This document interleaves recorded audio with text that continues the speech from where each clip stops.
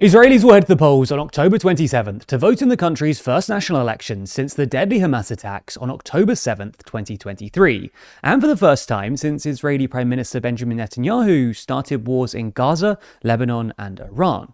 So in this video, we're going to look more closely at the main points of contention in this election and how they've impacted Netanyahu's position in the current polls, before taking a closer look at who his main contender might be.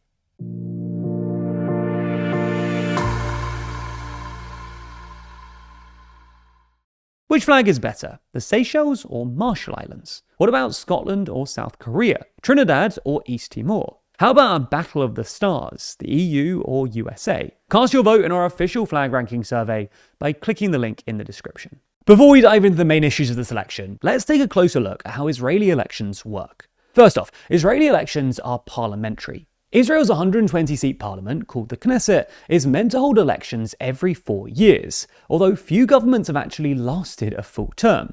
That's because Knesset seats are allocated by proportional representation to national party lists that pass a threshold of 3.25% of the vote, equal to 4 seats. That system makes it extremely hard for a single party to win an outright majority. In fact, it's never happened in Israel. So instead, governments are formed by a coalition of parties, which tend to unravel fairly quickly once divisions emerge. But it also means that small parties have more say over who becomes prime minister than they would under different electoral systems. When Netanyahu came back to power in 2022, he did so by forming the most right-wing government in Israel's history. Netanyahu's coalition comprises his own right-wing Likud party, Finance Minister Bezalel Smotrich's pro-settler religious Zionism, and National Security Minister Itamar Ben-Gvir's far-right Jewish power. Essentially then, Netanyahu has to keep far-right and ultra-religious parties happy for his own political survival. That strategy may have kept his coalition from collapsing thus far, but it's also one of the reasons that opposition parties have been able to pose a real threat to Netanyahu's government recently.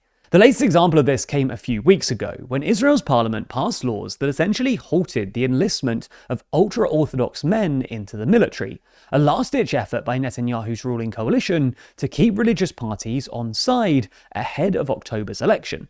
Except that the military is already dealing with troop shortages, and many Israelis have grown frustrated with the long-standing system that lets ultra-Orthodox men avoid service. Alongside these intra-coalition tensions, Netanyahu's other obvious electoral weakness is October 7th and his reaction to it. Whether he likes it or not, Netanyahu's name will always be tied to October 7th, not simply because he was in power when the attack happened, but also because he's since essentially blocked the creation of an independent state commission to investigate the failures that allowed for Hamas's attack to happen.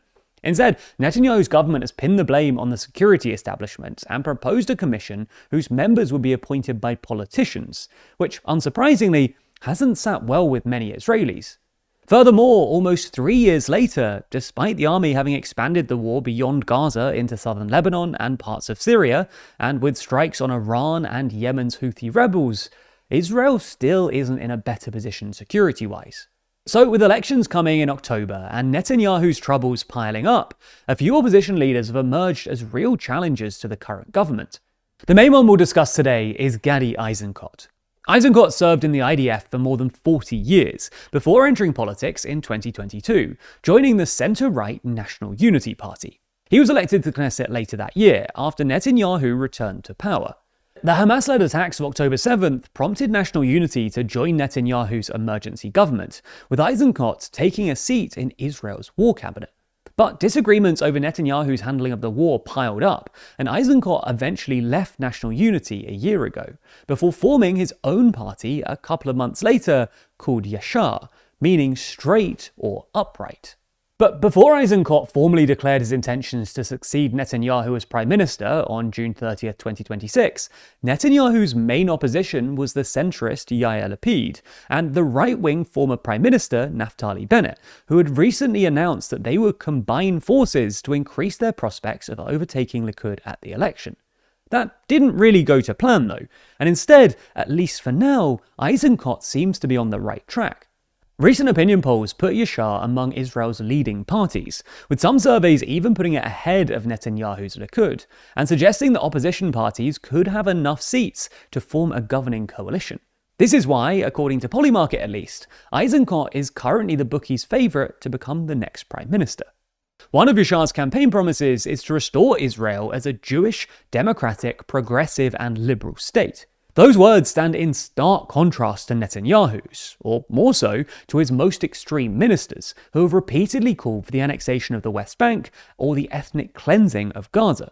But beyond that, Eisenkot has done a pretty good job of exploiting Netanyahu's troubles, especially the first two we mentioned. First off, he vowed to repeal the legislation exempting ultra-Orthodox men from military service, accusing the Prime Minister of weakening the military by refusing to conscript them. The second point that Eisenkot and other opposition leaders have been clear on is the need for an independent state commission of inquiry into the security failures that led up to October 7th, something that Netanyahu has so far refused to allow. Eisenkot has been helped here by the fact that he's obviously a celebrated former IDF general, which has given him the credibility to attack Netanyahu on these issues. When it comes to Palestine, Eisenkot hasn't addressed the issue much, but he has distanced himself from the idea of Palestinian statehood, while his comments on the West Bank suggest that he favours maintaining control over parts of the occupied territory, while opposing full annexation.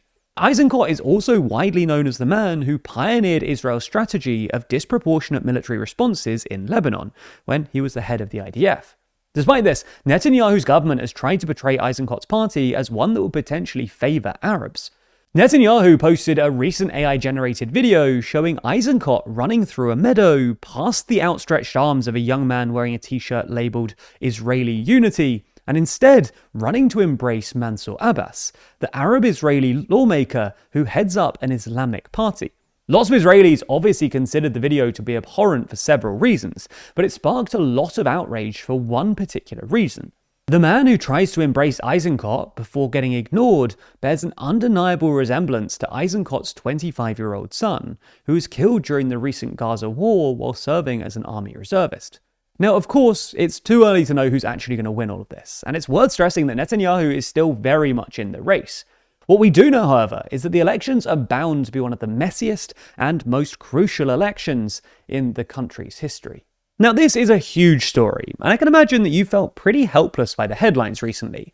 And trust us, so have we. And that's not just because we want a comforting story, it's because we need evidence that doing something still matters. You may feel that individual actions are meaningless, but what if we told you that as a community, you can still make a difference? Well, that's why we joined Planet Wild. Planet Wild is not just your usual environmental organisation. It's a passionate community of over 25,000 members, including myself, built around a clear focus: protecting and conserving the world we all live in. We're more aware than ever that the world is a scary place, and the state of our planet needs to change. So every single month, the Planet Wild community funds a mission to protect endangered animals, restore our forests, and clean our oceans. The best part is they document all of the missions through videos on their YouTube channel, so we get to see what our contributions help to achieve. Examples of their incredible work span from training dogs to protect loggerhead sea turtles, restoring the cloud forests of Colombia, to turning a former fish farm into a beaver habitat. So where do you and I come in? Well, by becoming a member, we're directly funding a brand new nature mission from the comfort of our own home. With Planet Wild, you can make an impact without being on the ground yourself. Big or small, your difference matters, and you can contribute as little as $6 a month to help protect nature and give back to the planet that we all share. It's no secret that we're huge fans of Planet Wild, so much so that the first 100 people to sign up with the code NEWSGLOBAL7 will get their first month paid for directly by us. All you have to do is scan the QR code on screen or click the link in the description to get started. You can cancel your membership at any time, so there's absolutely no catch with Planet Wild. It's just an amazing way to give back to nature and create a real lasting change. And you'll never be left hanging as to where your money goes, as you'll be able to see the impact in less than 30 days right here on YouTube. So if you want to see them in action, check out their mission transforming a former fish farm into a beaver habitat.